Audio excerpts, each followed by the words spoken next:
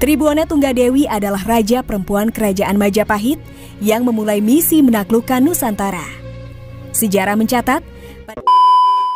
Hai, Nadia Elsari di sini. Thanks for clicking this video.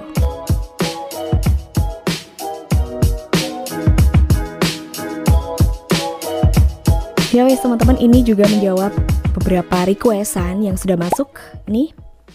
Jadi intinya minta dibikinin tips dan contoh voice over untuk konten sejarah. Kebetulan aku juga ngisi untuk beberapa channel sejarah juga. Jadi mari kita coba. Oh ya, sebelum masuk ke videonya jangan lupa untuk klik like, subscribe, terus komen, boleh share videoku juga boleh.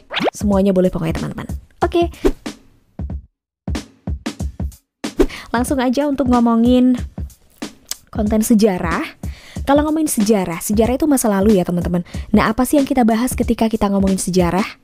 Pasti perjuangan masa lalu yang isinya itu entah tragedi atau kejadian sedih, atau bisa juga kejadian yang bersifat patriotisme, perjuangan yang menggebu-gebu, yang penuh semangat. Kalau aku kategorikan ya, yang aku baca biasanya itu antara tragedi atau sedih dan semangat patriotisme. Nah itu. Jadi di sini aku bagi dua ya, antara yang sedih dan yang patriotisme. Aku nggak tahu istilah yang lebih tepat apa, tapi semoga teman-teman juga bisa paham ya maksudku. Oke, jadi biasanya kalau kita di sejarah itu nyeritain biografi, mungkin perjuangan dari pahlawan itu, atau zaman-zaman sejarah kerajaan yang banyak kejadian-kejadian sedih. Nah itu kan kita pakai mood sedih tuh teman-teman. Kita pakai low tone atau medium tone. Pokoknya jangan tone up atau high tone. Karena tone up atau high tone itu memberikan mood ceria atau kesan ceria. Terus abis itu temponya teman-teman. Temponya boleh lambat, boleh sedang. Pokoknya jangan cepat ya. Lambat boleh, sedang boleh. Kalau aku sih cenderung pakai tempo sedang. Karena kalau lambat takutnya nanti jadi ngantuk. Nah ini yang terpenting juga, karena ini kita nyeritain kesedihan ya.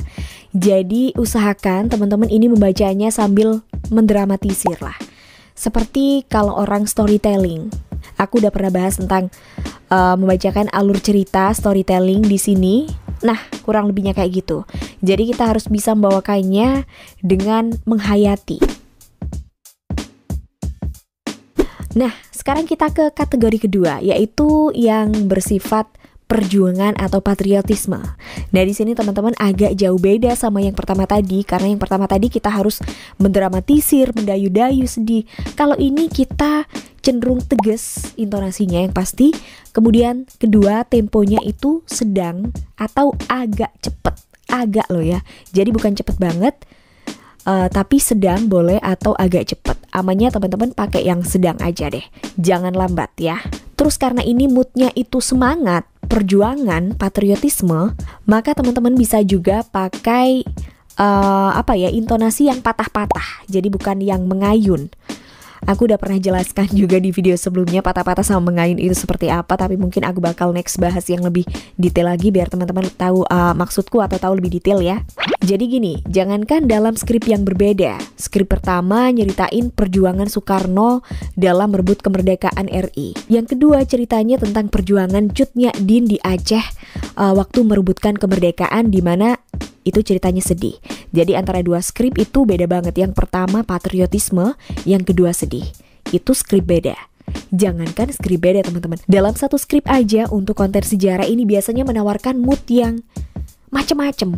Kalau yang aku baca biasanya misalnya perjuangan Soekarno nih dalam merebut kemerdekaan. Awalnya kita disuguhkan mood atau isi yang semangat, patriotisme, perjuangan. Kemudian ke bawah ketika Soekarno udah mulai lengser, dibawa ke pengasingan, itu kita mulai membawakannya dengan sedih. Jadi bener-bener kayak mood swing banget gitu kalau aku bilang di konten sejarah. Tantangannya di situ, Re. Jadi kamu bisa nggak bawain skrip itu dengan mood yang beda-beda? Kenapa enggak? Langsung aja kita praktek ya.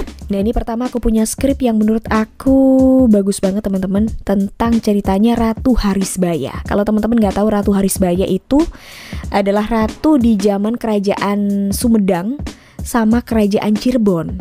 Jadi Ratu Harisbaya ini diperebutkan dua raja itu.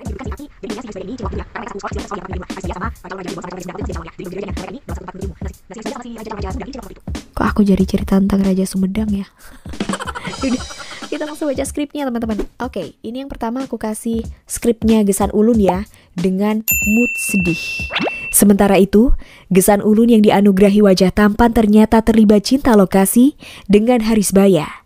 Keduanya saling mencintai. Kisah percintaan Gesang Ulun dan Harisbaya kemudian ngambang ketika dalam suatu waktu, Gesang Ulun pulang ke Sumedang untuk menjadi raja, menggantikan ayahandanya yang telah mangkat. Baik Panembahan Ratu maupun Gesang Ulun kini menjadi raja di negaranya masing-masing. Keduanya juga telah berumah tangga, sementara di Pajang Harisbaya selalu mengharap jodoh dengan Gesang Ulun tanpa kepastian. Setelah beberapa lamanya waktu, tersiar kabar bahwa di Pajang Hadiwijaya mangkat setelah terjatuh dari gajah tempurnya pada saat menghadapi pemberontakan yang dilancarkan Sutawijaya, anak Ki Ageng Pamanahan, Adipati Mataram. Mendapati mertuanya telah mangkat, Panembahan Ratu selaku Sultan Cirebon kemudian menghadiri pemakaman Hadiwijaya di Pajang. Sekarang kita ke skrip yang semangat. Ini skrip tentang sejarah Pangkostrat. Jadi kita bawainnya dengan semangat yang menggebu-gebu ya teman-teman. Gagasan dibentuknya Kostrat tercetus dari Kasat Jenderal TNI A.H. Nasution pada tahun 1960 dengan keluarnya Skep Kasat tanggal 27 Desember 1960 yang dipicu masalah Irian Barat yang pada waktu itu masih menjadi sengketa dengan Belanda. Menanggapi surat keputusan Kasat dalam operasi merebut Irian Barat, akhirnya pada tanggal 6 Maret 1961 ditetapkan sebagai hari lahirnya Cadangan Umum Angkatan Darat atau Caduat. Ketika itu Majen TNI Soeharto ditunjuk menjadi Panglima Koras 1 Caduat. Caduat kelak berubah menjadi Komando Strategi Angkatan Darat atau Kostrat. Intinya gitu teman-teman, kalau untuk skrip yang sedih ya kita bawakan dengan mendayu-dayu, mendramatisir suasana. It is how you create the theater of mind. Dan untuk skrip yang perjuangan atau menggebu-gebu atau penuh semangat tadi ya bawakan dengan semangat juga. Jadi kita tergantung skripnya aja deh kayak gimana ya. Ya udah itu aja dulu teman-teman. Thanks for watching. I'll see you next time. Bye.